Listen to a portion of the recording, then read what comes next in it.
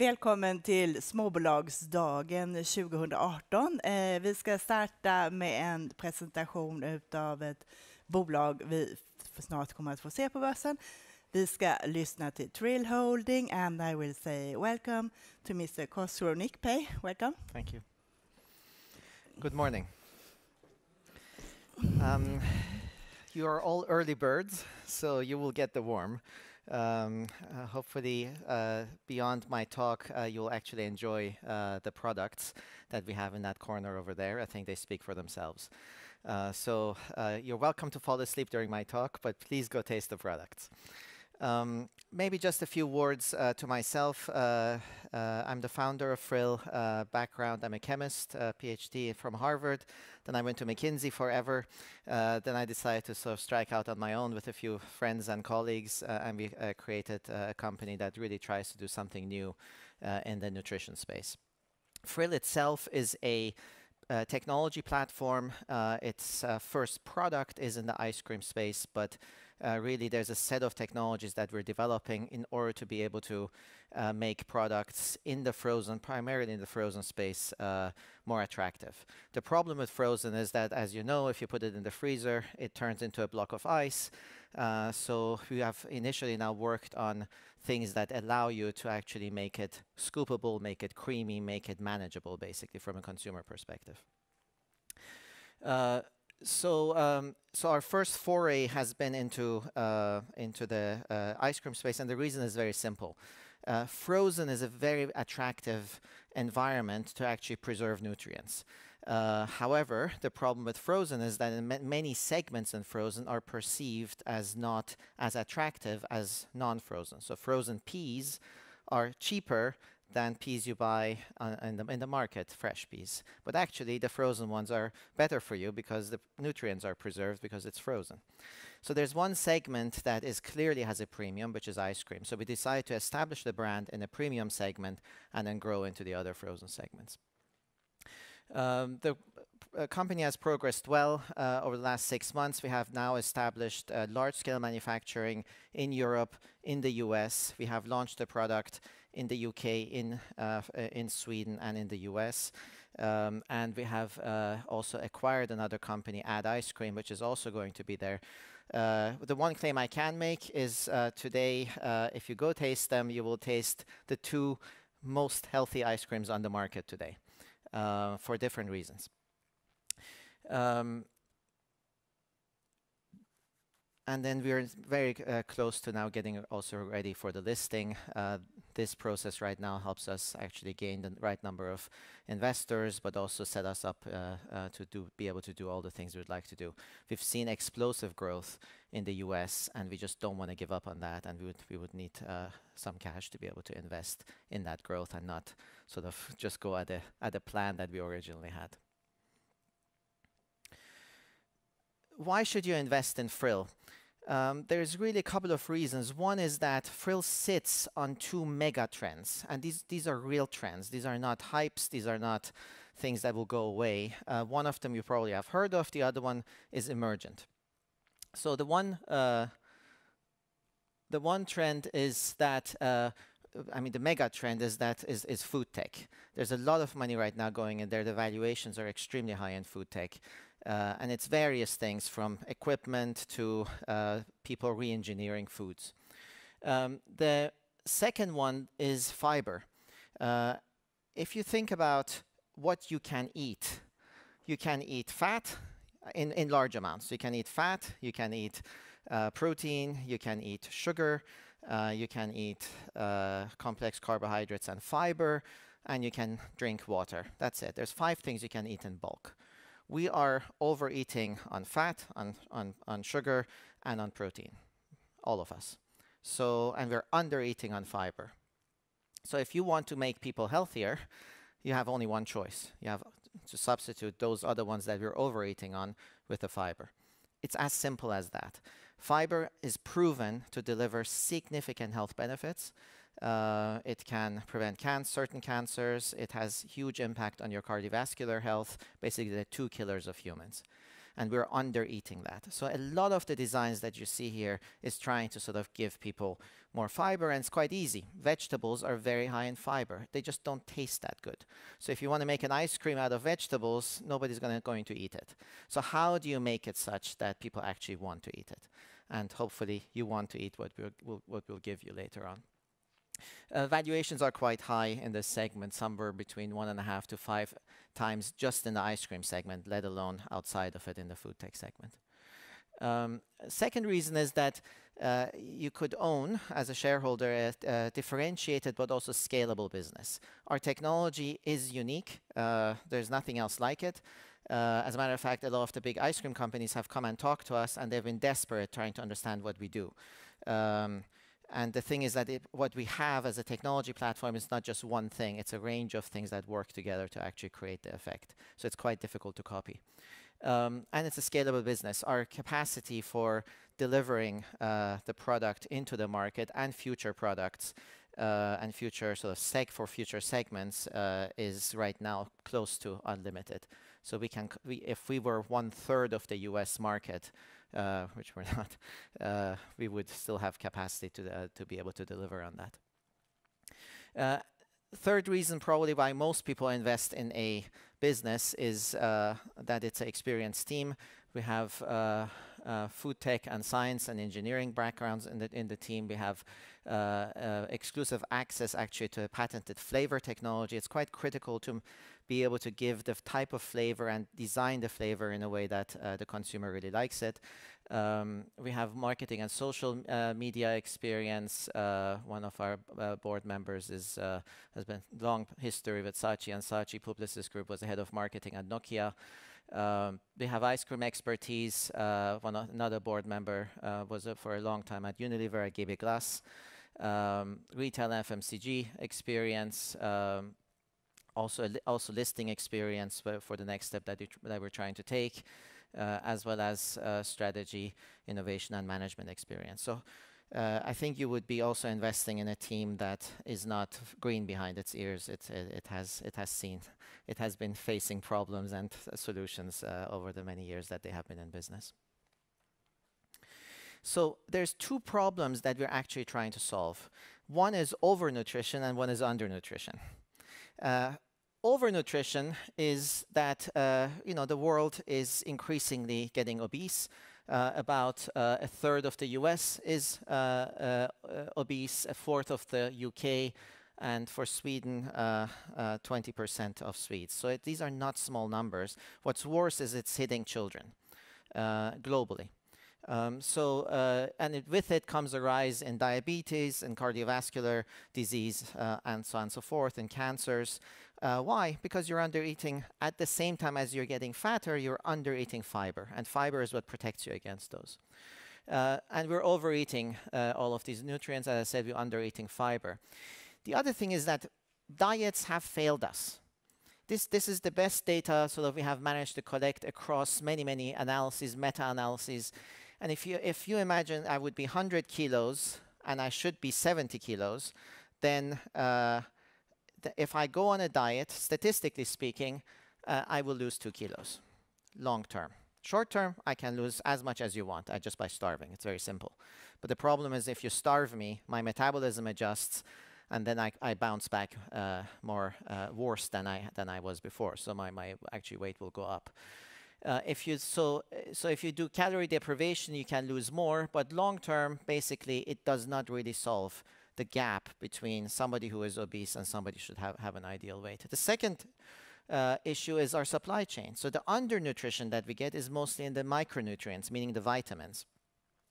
So here is, let's say, if you wanted to make a smoothie, you'll have a smoothie later on. Our ice cream can be made into all kinds of things. People make them from cakes into smoothies and to just enjoying it as an ice cream. So imagine you make a smoothie. Well, you have to sort of pick the fruit and take it all the way to the store where you get it into your hands. First issue, which is the biggest one, is actually you pick the fruit unripe. All of you can remember probably stealing the apple from the neighbor's yard, and it just tasted amazing. Why? Because it was fresh, it was sun ripened, it was full of taste, which means also it was full of vitamins. Now, often we go to the store and we buy a fruit, and it's very disappointing often. It just doesn't taste right. But the reason is that it gets harvested unripe, and then it lacks a lot of vitamins, and then it gets processed all the way through. So if you can actually take the ripe fruit and freeze it right away, you can have somewhere between 2 to 20 times more vitamins than you would otherwise get if you got the fresh fruit from the shelf. So Frill can do that and deliver, in addition to the macronutrients that I just talked about, also heavily on micronutrients. Market is quite attractive. This is the overall market for health and wellness with two big segments. There's the natural segment where people say, I only trust nature. Don't touch it. Give it to me as close to nature as possible. Frill does that. Frill basically takes the fruit, the whole fruit, the vegetable, the whole vegetable, and create something exciting out of it. We don't add any sweeteners, we don't add anything to it. Then there is the fortified segment, which is really people are asking, help me deliver something that I need. I'm doing sports, I'm damaging my tissue, I actually do need protein to repair that, so give that to me. And it's very hard to get that unfortified. So people are asking for specific interventions, which means you have to boost nature. These two segments you cannot really mix. If you have a product here, you're not credible there. If you have a product there, you don't want to go there because your credibility gets lost there. So that's why we acquired Add, which primarily can play in a complementary way to Frill in these segments. Now, specifically the ice cream segment. Good growth in the premium segment, somewhere upwards of 4%, typically 6 to 8% in the segments in the areas that we're looking at. If you look at consumption per capita, the US is both huge from a market perspective, but also huge from a per capita consumption. So you absolutely do not want to ignore this market. The other sort of superpower is New Zealand, which beats everyone in terms of per capita consumption. The Nordics are extremely high, then followed by everyone else.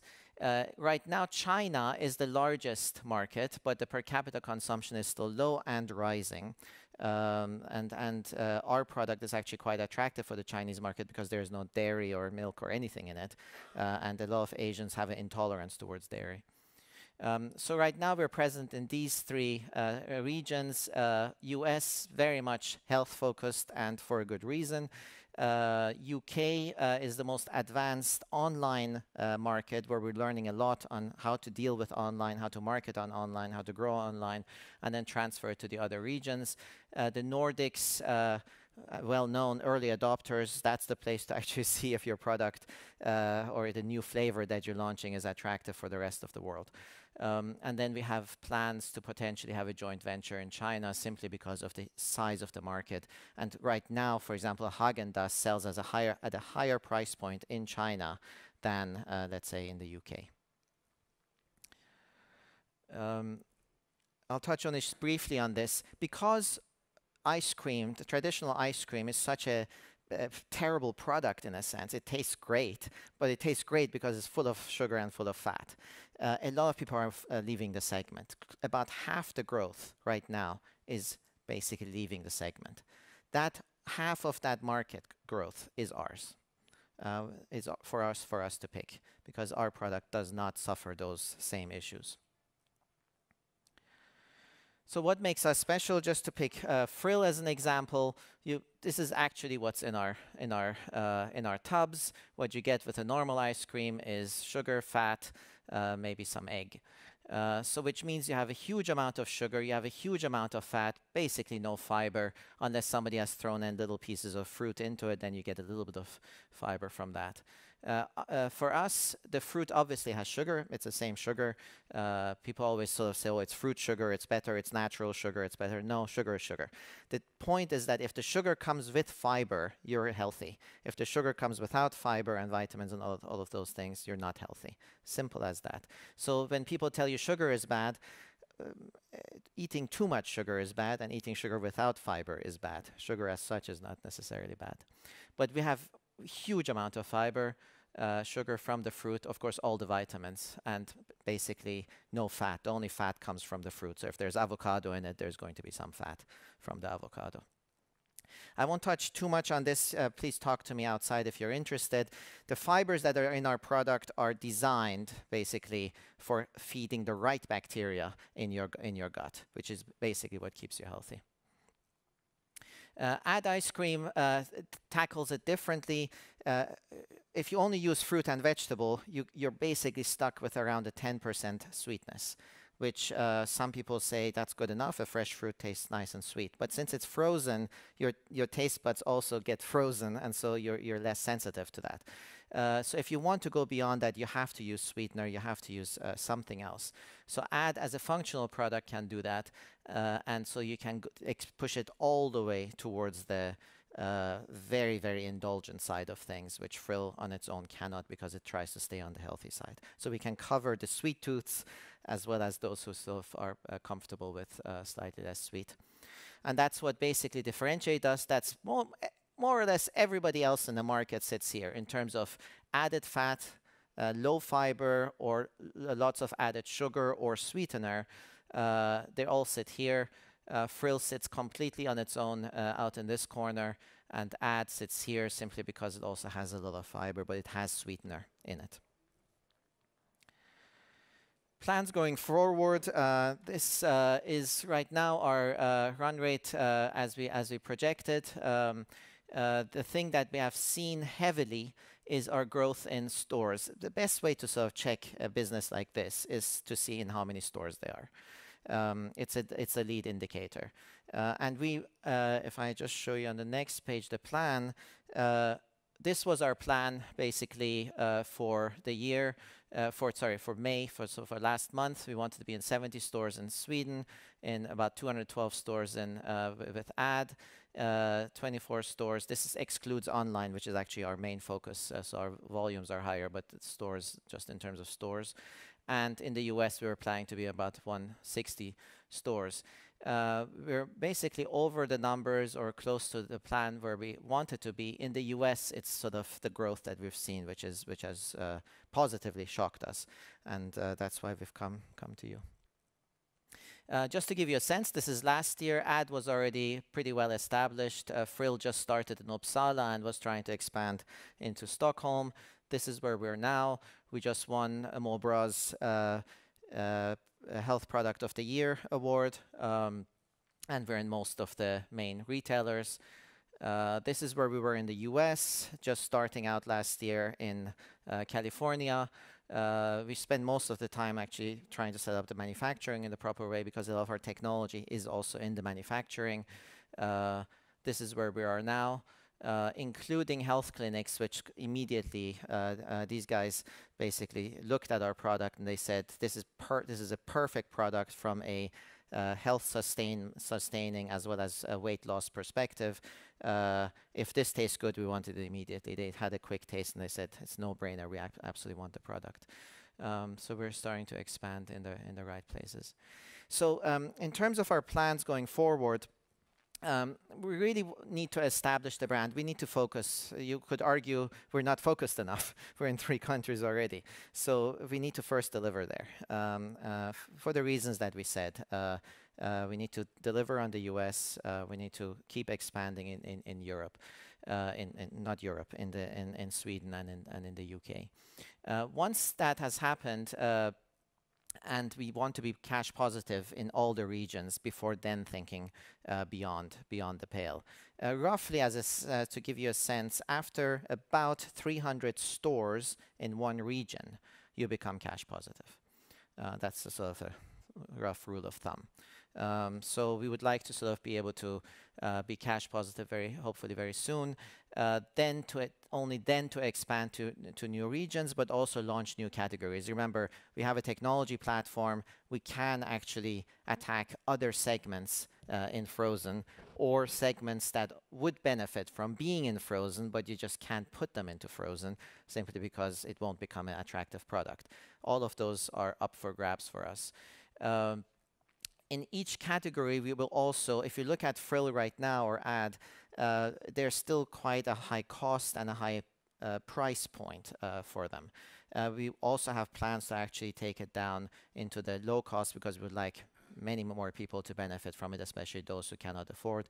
A lot of the people who are obese are in the segment that actually cannot afford premium products. So we actually want to also impact that as we go forward. Immediate actions that we are working on right now is to launch new flavors. That's the most critical one, especially in the US. We showed up with our 3 flavors in the US and they almost laughed at us. They said, look, this is the US, the freezers are huge and they're, you know, a whole part of our store. You won't even be seen. We need many more flavors to grab attention. So that's the most critical thing. We want to test launch new flavors. There's a huge pipeline that we have. The question is only which ones to launch. There's a new Swedish blueberry one, which I'm very excited about, that we're just now market testing. We were going to test launch new functionality for ad. As I said, Frill is in the healthy segment, ad is in the functional segment. Ad needs to be basically the product that is the ice cream that does something for the first time. It's the first ice cream that does X, Y, and Z. I don't want to give it away yet because I don't want our competitors to go get ideas from us here. We also are looking at some of the new categories that we're trying to tackle. We have one already that we're testing with consumers. We don't want to launch it until these 2 things have been fulfilled. And we're in a number of talks with a couple of the larger players in China to do a joint venture. We will not do it on our own. It will kill our company if we did that. We only will do it if the partner will put in significant amount of cash, the team, and then we support it with technology and strategy if need be. So it will be as a joint venture, not as a go alone strategy. So this is just a summary of we offer 4 million new shares at 5 SEK, and there's a minimum stake of 1,000 shares. That's it. I think I've run out of time. Thank you very much. Very much. And now it's time for some questions. Maybe you can come over here and we'll stay with this table. Of course, you're all welcome to make questions. If you have some questions, just raise your hand. Just come over here. And yes, so that was a question. What? Yeah? I had to repeat it for the video. How many shares do you own in the company? I don't have the exact number, but 2 and something million shares. I think 2.67 million shares, something like that. Yeah. Can you tell us something about the other stakeholders before this issue? The other shareholders? Yeah. Well, we did one round about a year and a half, 2 years ago. So we have about, in total, I think about 35 shareholders, of which Swedish shareholders are probably, well, we have actually quite a few more. We have around 5,400 shareholders, but a lot of them are smaller shareholders. But of the larger shareholders, we have about 15 Swedish shareholders and about roughly 15 non-Swedish shareholders, yeah. Roughly. Yeah. And I want to go back to your technology. Can you tell us how difficult it would be for another company to copy and do the same thing that you do? So our internal assumption is that people are intelligent and you're always at the risk of being copied or some other version of what you're doing. So you should never be complacent or be arrogant about it. And therefore, it's very, very important to establish the brand because it's the brand that protects you rather than the technology ultimately. However, our platform has multiple components to it, each of which you need to get right. It took us about 2 years of research to actually develop this thing. So it's not as easy. It's not so easy, but of course there's lots of intelligence out there. So you should never assume that you're the most smartest one in the room. Can you tell us a little bit more about how you work with sales and marketing? Do you do it by your own staff and your own operation, or? It's different by region. So in Europe, we primarily do it ourselves. Our main marketing, and if you look at, for example, one of the fastest growing ice cream players, Halo Top in the US, that's been also their strategy, is around getting the product into the hands of the consumer. If you taste it, you adopt it. So most of our marketing has to do with events, with samplings at retailers. We don't spend much marketing on media or anything like that, except for social media, where we can have a dialogue with the consumer. In the US, it's slightly different. You have sort of players, especially because the US is so large and regionally so spread out, that you can actually use third parties who can do the samplings for you. But there also, the market has developed so well that you have exact control over what they say, what they do, and what their performance is. In Europe, we do it ourselves. Yes, and can we talk something about your competitors in the Swedish market? Is it the premium brands like Järnaglass, Djurgårdsglass, Alvesta Glass, companies like that, or is it the big ones like Unilever and Nestle?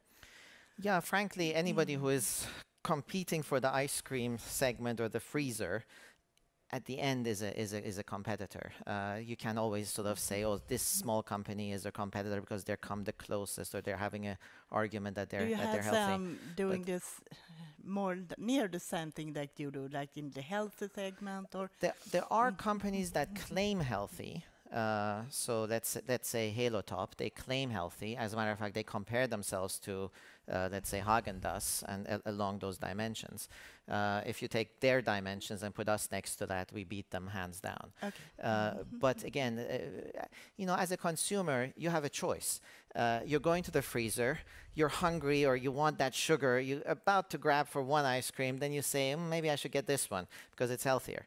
And sometimes we make a decision for the very indulgent one because it's Friday night and you just had a lot of stress, but maybe Monday to Thursday you take our ice cream. Or if you really want something indulgent, you would go for the ad ice cream. So to me, the competition is space in the freezer, not necessarily individual companies. Yeah, and I read a prospect about the issue, and the burn rate about 700,000 Swedish kronor a month, and this issue will cover operation costs for a year. Is that enough time to come to break even or to be profitable? Yeah, so the range that we have is between roughly 0.3 and 1.3, so 700,000, so the average. The answer is yes. We can be very frugal, but then we give up opportunities, or we sort of spend it in the correct way. Primarily, it's going to be on marketing, a little bit on product development. So the answer is yes. Yes. And if we have to, we can always become very frugal and go down to the 0.3. But okay. Then we also give up opportunities. Yeah, and you want to use this money for marketing and for growth. Yeah. Yeah. And if you look a little bit forward, if you have sales, for example, 100 million, can you say something about expected gross margin at that point? Of course I can. So theoretically, the gross margin at that point in time would be upwards of 20%. Yeah. Not gross margin, the EBIT, EBITDA. So gross margins obviously are much higher. However, when you're growing, you don't want to pay taxes, so you would take any margin that you have and put it into growth. So it would be disingenuous for me to say we will be paying out dividends because we would probably plow the money back into our growth. Gross margins also are quite different by region. Because of the large scale setup we have in the US, our gross margins are almost twice our gross margins in Europe. Okay. And that's why we are so keen on the growth in the US. And why is it that way? Just because of the scale. Okay. Cost of raw materials is lower in the US. Staff is cheaper in the US, so in total your costs end up being much lower. In Europe, you have more complex supply chains, costs are higher. So we are working on reducing it, but volume helps to some extent. Yeah. You have more questions?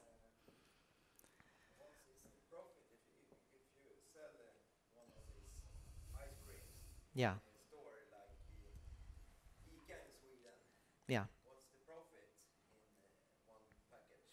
Yes, the question is, what's the profit in one unit if you sell it in a store like ICA in Sweden? So we sell it for about, let's say, 60 kroners in Sweden. The profit, well, then you have taxes taken off and so on and so forth. So about half of that comes to you, roughly. That's a good rule of thumb for any consumer good. So about 30 of it comes to us, and our gross margin in that is around, including some of the costs we have, obviously, for the marketing of it, is around 50% of that. In the US, it's around 80%.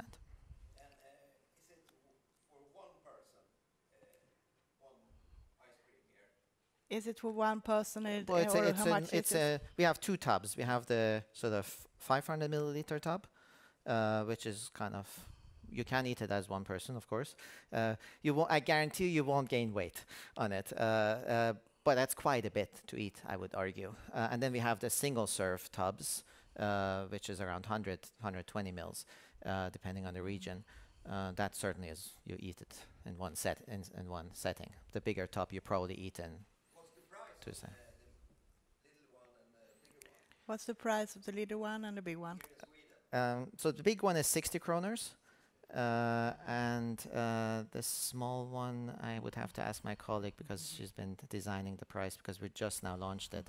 So I don't want to tell you the wrong thing, but it's, I think, 15 kroners or 20 kroners. Yeah, and I saw there is a special price right now at ICA. You can have one for 100 krones. Yes. Yes. So you have some campaign. Yeah, that's a bigger tub. We have some more question here. Where do you have your production sites? So first production site in Europe is in the UK, in London, near London.